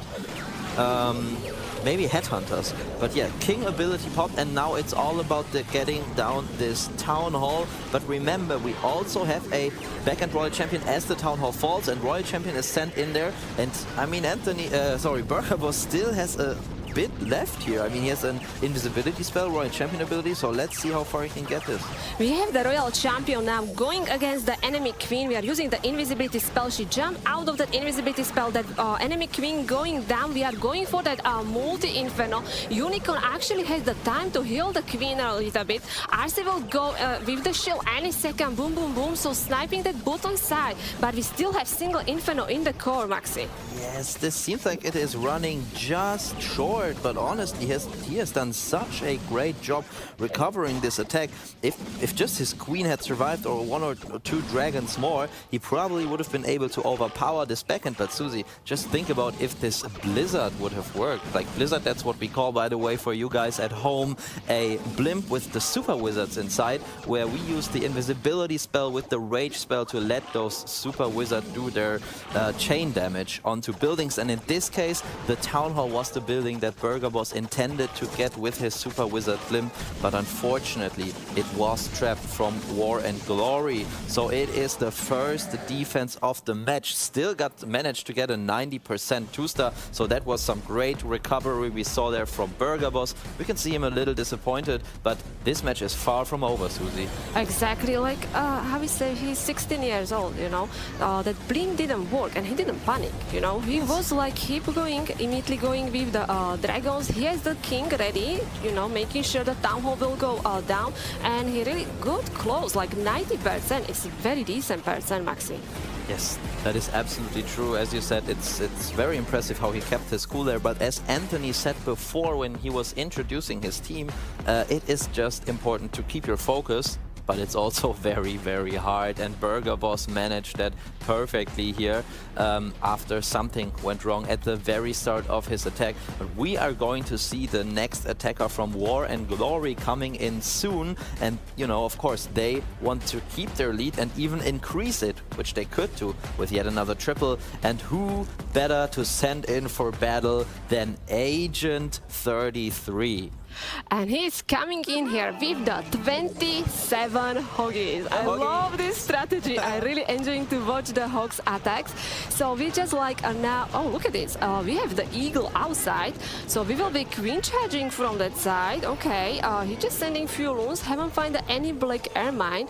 And as you can see, the town hall is in the center. Yes, that is indeed a very strange and unusual setup there. There goes the traps, and what has he in there? Yetis, I think. But oh, I think he's had a super wall breaker in there. So the super wall breakers opened for the Yetis, so they could actually take out the single Inferno. But Susie, I kind of think that this entry was expected from the base builder, because like it is so easy there to charge this Eagle artillery being so far on the outside. So I'm very curious to see the trap setup in the as this attack unfolds. Exactly, you're not gonna give the Eagle that easy. So yeah, probably this base is ready to defend the queen charge. Right now he's trying to just try to find some traps. The queen is still fine. We have all these healers alive. Now we are deploying the king on the bottom side. I like these sneakies to help with these gold mines and dark drills. And looks like we will try to get a queen pushed to the core of the base. Yes, that's exactly what he's doing. A beautiful coconut balloon here sent into the base, but there's also the skelly trap. So now the most important thing is if Agent can make his queen walk into the base so she can finally make her way to the town hall. But so far it's looking great. Yeah, very nice job. Like I like it. Like King is still clearing these defenses outside, tanking actually the X-bow, while the Queen is spatting towards the town hall. Now we are starting with the Hoggies. Beautiful board and ability, also catching the headhunters to deal with the enemy King. But Queen, where are you going? She is going for the clan castle. Will she go back and take down the town hall? Wait, what is this Queen doing? Okay, she's going for this build-out? Okay, I thought for a second she was following the air skellies. That would have been very, very bad for Agent, but in this case he used a very, very nice invisibility spell, which gave the Queen time and possibility to take out the Town Hall and the enemy Queen, and now we have to see how the Hog Riders can make it through the rest of the base. But Susie, it's looking great. Yeah, this Hog is gonna hit the bomb tower, so they're gonna be very low with the health, but the Royal Champion Shield just was used, and look at the attacks. Agent 33 will be hitting the 3-star with the 27 Hoggies, and yeah, War and Glory looking very strong in this match, Maxi. They look so strong, and as you said before, so calm and composed as well, as Agent is just sitting there with, like, I don't know, like this a slight smile. Can you call that a smile? I mean, at least some parts of his face were moving there. I would call it a smile. So let's say Agent smiling there over this attack, and it was actually very, very well executed. Also, how early he started with the Hog Riders when he realized his Queen was slowly but surely making her way to the Town Hall. That always impresses me very much from these pro players. Like, they just don't have to watch a certain part of the attack go right first. At some point, they just know it will go right. And with that knowledge, they can start the second part of the attack. So yeah, well it's like just showing how good these guys are, you know? Like this competition, we have NA region, we are seeing top 4 teams here. We are seeing amazing hits, but also the reaction. If something going wrong, we are, for example, have failed Blim or losing the Queen, how fast they react, you know? They don't have just like plan A, they already have plan B, even plan C, Maxi. Yeah, that is true, and that's what always impresses me. But now it is very interesting how Empire Gaming are going to react. Shadow is the next attacker, and you know, at this moment they just can't let War and Glory get too far away. They have to keep up with them, and to do that they already have to 3-star because they fell short in their last attack. So let's see what this Yeti... Oh, that is unfortunate. The Yeti Blim looked very good at the start, but then these Skellies really distracted the Yetis, so they couldn't impose any damage on the enemy Queen. So she is still there with full life, but maybe Shadow's Queen can take her on later. Exactly, also we hit that spring trap there. Now Lusavi will be again using the Queen charge, Lalo, very favorite strategy so far. Now we are deploying that Ice Golem tanking for the King. Oh wow, another spring trap, so Ice Golem now freezing everything on that bottom side. Some of the Teslas pop up, and I'm curious if the Queen will be walking towards the enemy Queen, because when you look at it, he still has that one jump spell, so he will try to bring her inside the core of the base. Yeah, you're right, that is true. Maybe he even wants to jump her between both of the multi-infernos, so after taking out the first and the clan castle, okay, that's not what he's doing. Could have been though, but now he is actually, as you said, just going to the core of the base. But right now the Queen is actually has jumped into this Eagle artillery compartment and is, we have to wait and see if she ignores the multi-inferno, if she will eventually take it out. But the Lalo Suzy has to come into the town hall at a later point. Wow, that Royal Champion was so close. We almost got that multi-inferno, but sadly now that Boulder guy gonna be fixing. And yeah, look at the Queen here. So, oh, she's smart. She's going for that multi-inferno, so nicely done, sending that one group of the loons, trying to take down that multi-inferno, but we are picking all these air traps, and that multi-inferno is back to the full health. Look at this, we are freezing the town hall. He used the raid spell, Warden ability, hitting the tornado trap. So many traps there. We were able to take down the town hall, but I have feeling we don't have that many loons, Maxi. Yes, that's exactly the feeling that I have too. I mean, this multi-inferno there, as he's maybe, yeah, he just takes it out, but it was stacked with red mines, so it was initially the exact right decision to try to take it out with his Royal Champion, but unfortunately she fell short, and the defending Royal Champion actually avoided her taking out the multi-inferno, but his enemy Queen is still going strong, and even though there's not much left. I mean, he doesn't have much left, but also there's not many defenses left, so does this still have a chance? I mean, time is also ticking. We have 20 seconds left. Queen has the healer, so she will not take out that much damage. It's only Archer Tower, 1 minion on the cannon, 2 minions on the storage, 12 seconds left.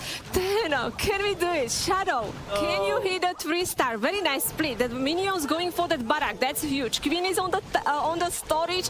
We have 1 second left. We are hitting 98%. I have to give him credit for that. Like, he lost so many loons over that multi-inferno. Like, that was just way too many traps, you know. He tried to send a set of the loons, trying, as you can see on this replay.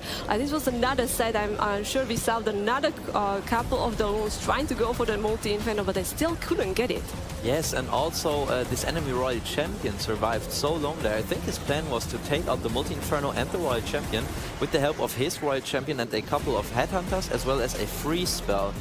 But to be completely honest, I didn't see exactly what happened, but there must have been some Skelly traps, for example, that distracted his Royal Champion, so she got taken out by the enemy Royal Champion, and then he just had to react there. But unfortunately, with that, no more headhunters there, and all the red mines in the multi-inferno, those were just very, very good traps from War and Glory, and the timing of this time fill couldn't have been worse, because now they're in the bag for 2 stars. Yeah, War and Glory really can be happy about this, because they are with the 3 triples in and with the 2 defenses. We have Benny coming in here, Maxi, and we will be using the Flame Flinger siege machine, using the raid spell to keep the Queen alive, as we are already deploying the healers. Yes, he is coming in with a Queen charge. Lalo on this. Yeah, I don't know, it's an anti-2-star base, but it looks a little boxy to me as well. So it's got elements of both worlds, I would say. But this town hall, after all, is in the center of the base. And yeah, that just fits the bases we have seen so far, all these anti-2-star bases. So I think that Benny, with his 3 super wall breakers, is actually planning to make his way all the way into the heart, into the core of this base, take out the town hall with his queen. This is big queen charge. We can see we already cleared the Tesla farm. We got the Eagle, and I will say we have still 2 more super wall breakers. Let's go. We are sending another one, immediately going with the headhunters because we still have the enemy queen there as well.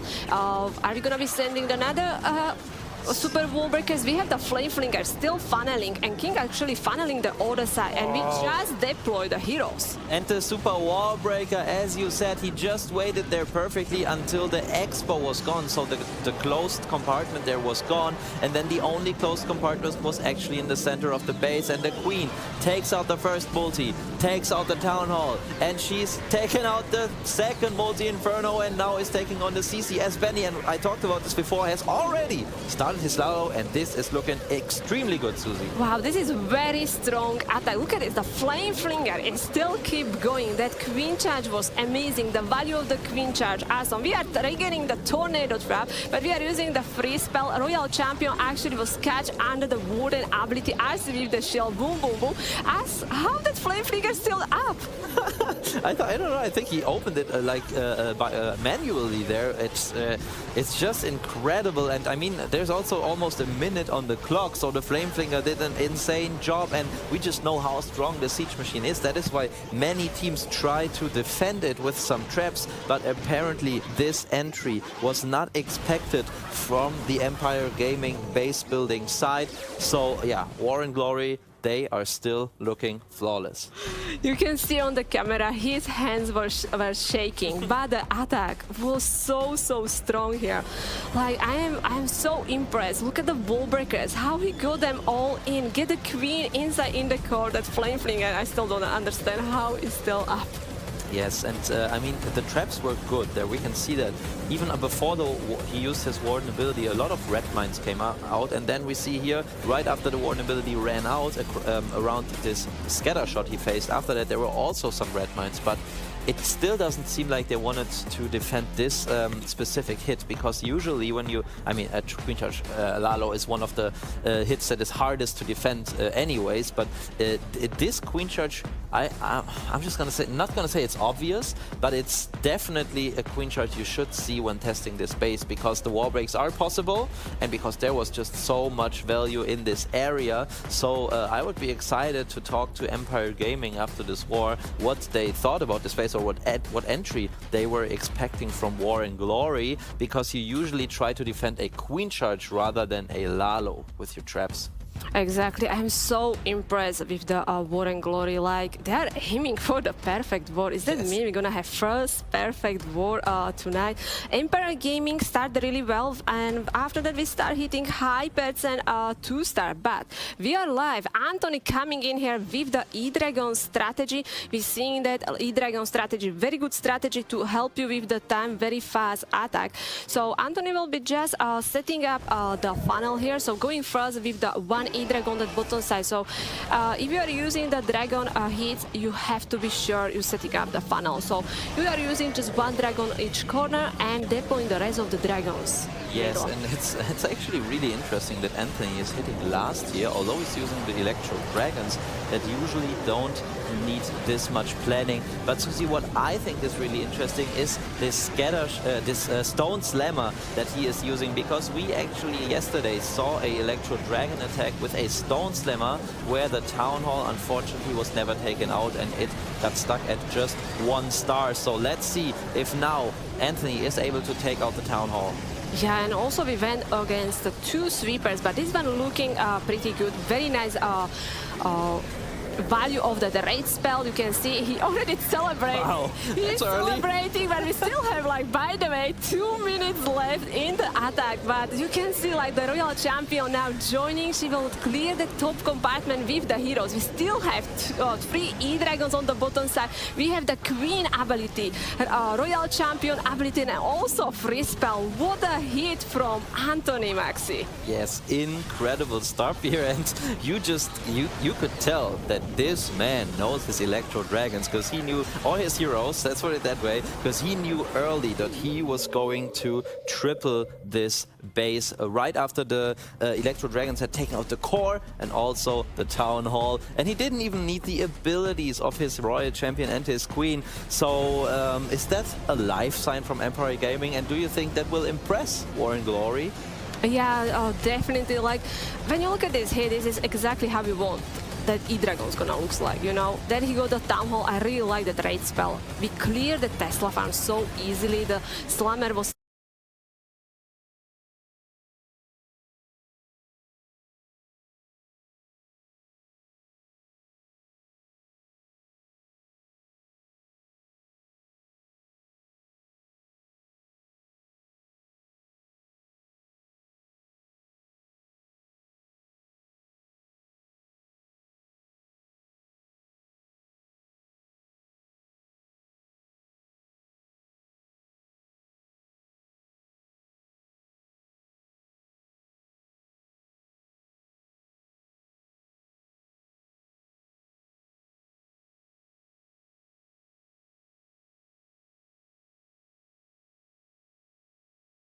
tanking that Inferno, but yeah, the celebration is amazing. Yes, that's just beautiful to see all of these emotions that usually when the players are just at home and you only see the screen of their tablet, or like basically what they are seeing on their tablet when you watch their attacks, and it is so nice to see the actual human beings behind that are disappointed, as we, for example, saw yesterday and also before, or that are so excited about them doing well. And we talked about this before, there's so much pressure when you're sitting there on this couch, on the stage.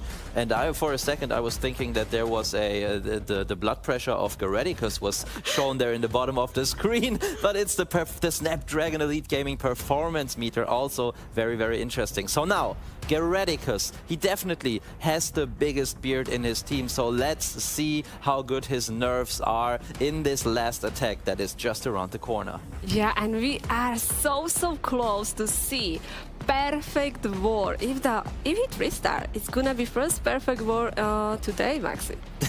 That is incredible. You know, starting it off with a perfect war, it will definitely give them incredible momentum and confidence going further through today.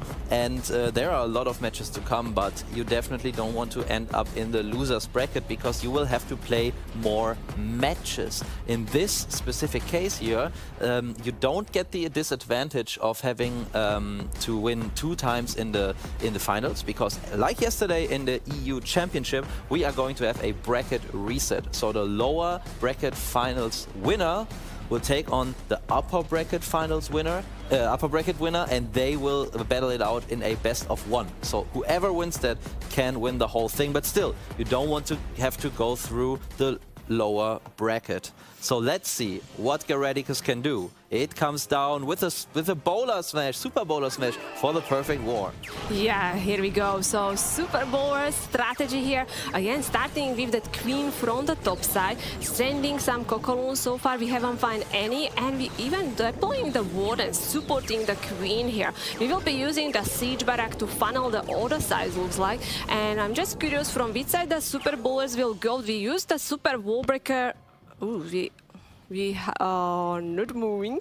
We are not moving, but his queen is definitely moving towards that wizard tower and gold storage we saw before. So I think as he wall broke already, he will send in his super bowlers there. But we can see him still playing there, tapping on his iPad, on his tablet there, and that will definitely mean that he is still in there and he is deploying super bowlers, getting into the core of the base, as we can see the attack now unfold further. Yeah, you saw that Asian joined and was trying to help helping to spot his attack here. So everything looking good. That Queen with the Warden walking from the top side.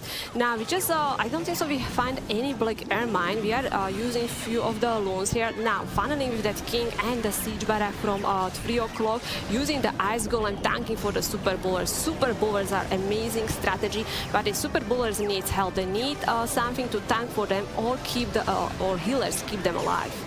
Yes, and so far, the Radicus's healers are doing a good job, and the Super Bowlers are approaching the Town Hall, which could be taken down here in a small amount of time. And there we go. The Town Hall is down, but now we have to see how we can get through the rest of the base.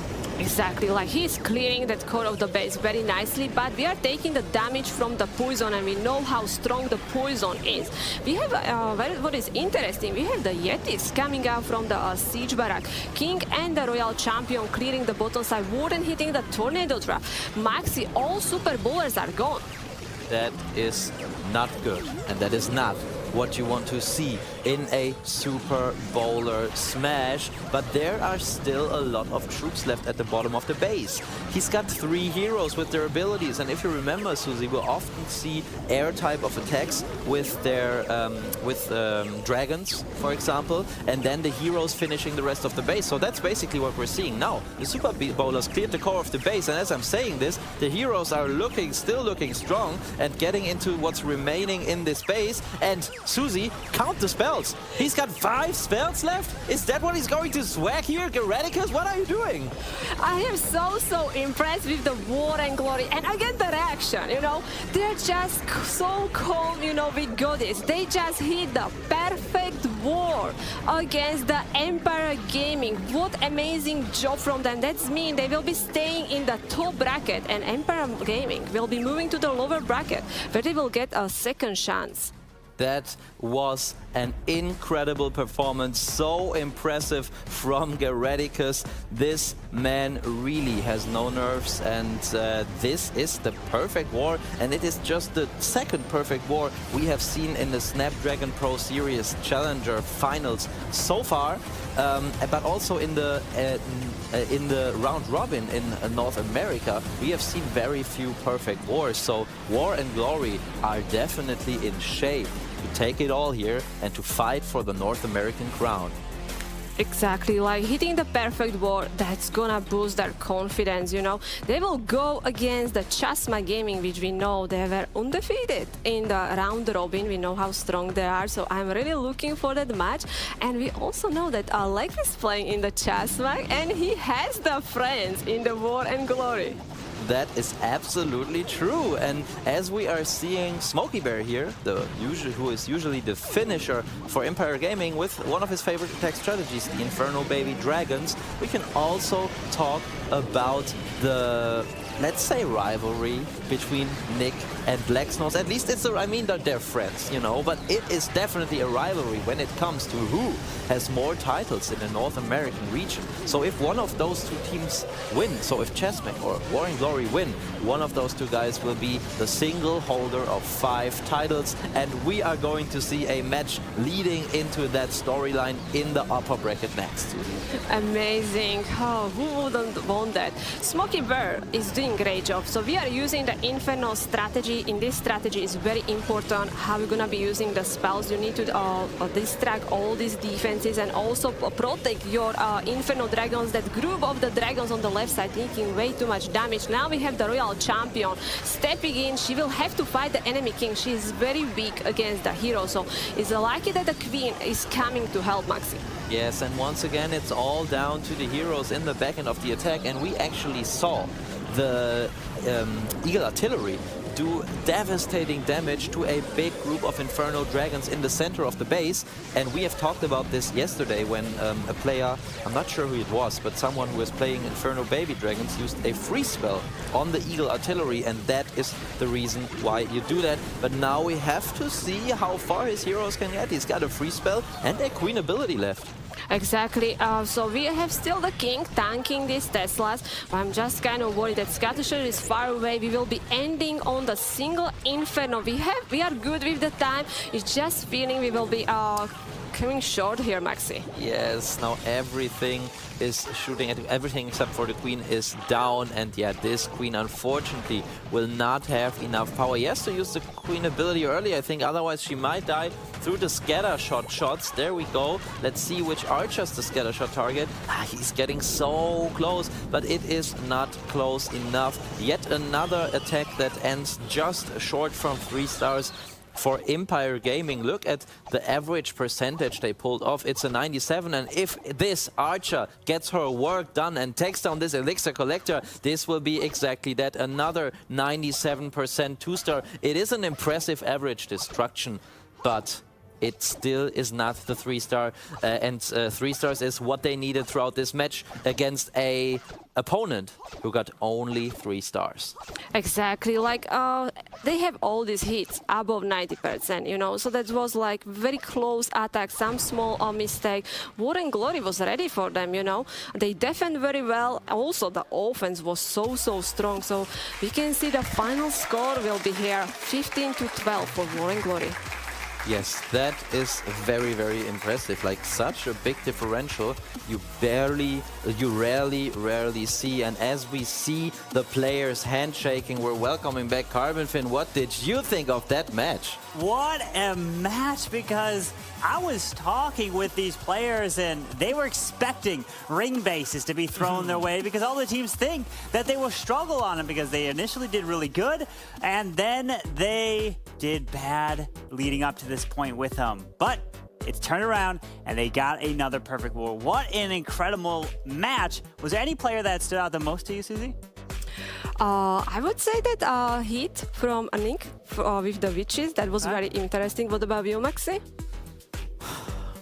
It's hard to say, but I think that the Queen Charge Lalo leading into the core of the base was like a great base identification. And I mean, he also used so many coconut balloons to be sure that he would not run into a bait, and that's what I was expecting on this base. But yeah, that was just impressive to me. But overall, great attack. And also, I'm impressed by you, Carbon Finn, how you could keep the secret of War and Glory having prepared for anti-2-star bases. I mean, I don't know. That's the thing, because when I was sitting with the players watching from EU and even the other ones that were playing, they were surprised because they were like, wait a second, Empire Gaming has already run some of these bases before and haven't even moved the traps. And they were surprised because that's where all these teams go back to watch previous matches and build and practice against those bases just in case if they run it again. And it looks like that paid off.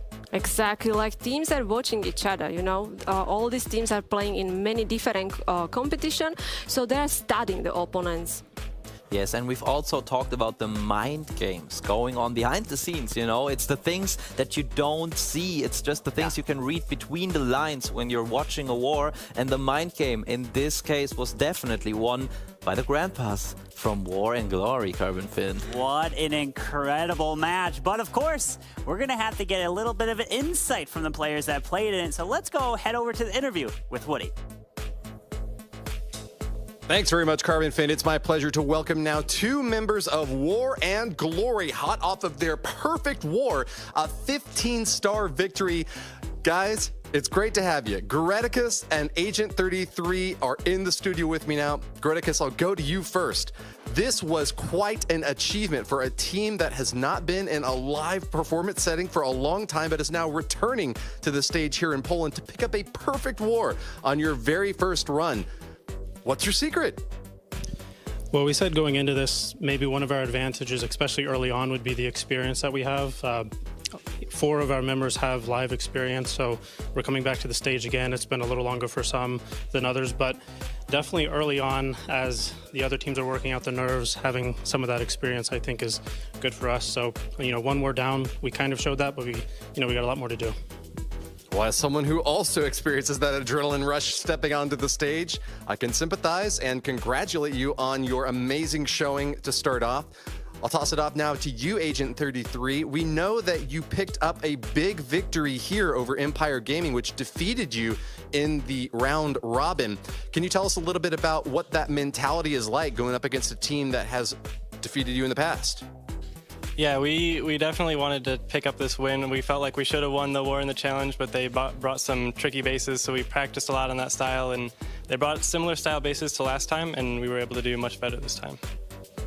All right. Well, with a perfect war, you guys have got a great lineage leading up to your next war against Chazmac Gaming, an undefeated squad that has got a lot going for them as well. But as we saw yesterday in the European region, being undefeated is no guarantee that you will win every war going forward. So good luck to you, War and Glory. We'll see you later today, but it's going to be another round in the lower bracket as well before we can find out which team will win this double elimination tournament. Stick with us.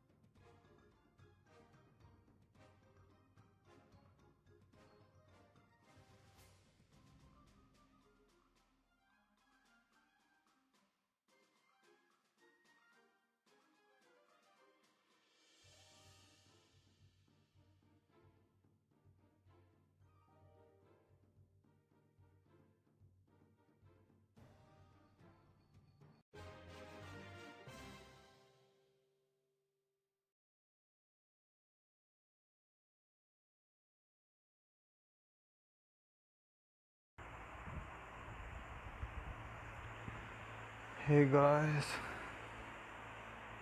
क्या हाल है भाई?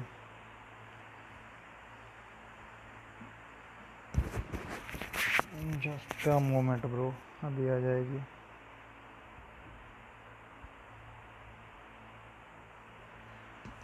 अब आ रही है।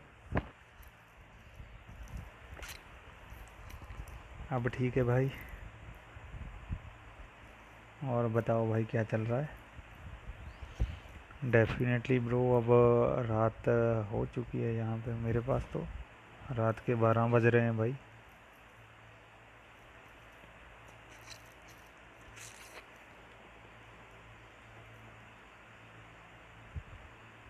Nice job with the battle, thank you bro, thank you so much. And भाई जो भी भाई नए आए हैं, डू सब्सक्राइब।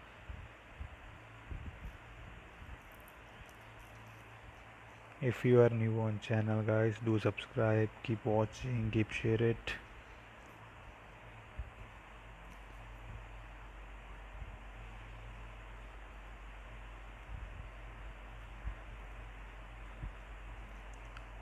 मैं ਵੀਰੇ पंजाब तो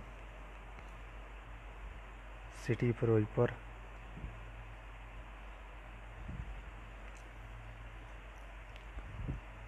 Nice job with the battle, thank you. I wanna be just like you. Thank you Mayor, thank you so much for joining me here. And guys do subscribe. मैं गुजरात से bro. Nice bro, nice, thank you for joining me. And subscribe करना ना भूलें भाई, दबा दो subscribe का button. कल लेके आएंगे आपके लिए और भी ये टूर्नामेंट्स की वॉर्स। आज तो लेट हो चुका है, अभी नाइट बहुत हो गई है, सोने जा रहे हैं भाई अब तो कल लेके आएंगे टूर्नामेंट्स वाली वॉर्स, और हमारी खुद की भी होंगी यहाँ पे। तो आज तो हमने भी प्ले नहीं किया है खुद का, पॉइंट्स नीचे आ चुके हैं, सो कल प्ले करेंगे।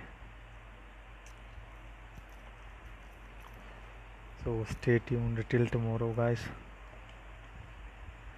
and happy clutching,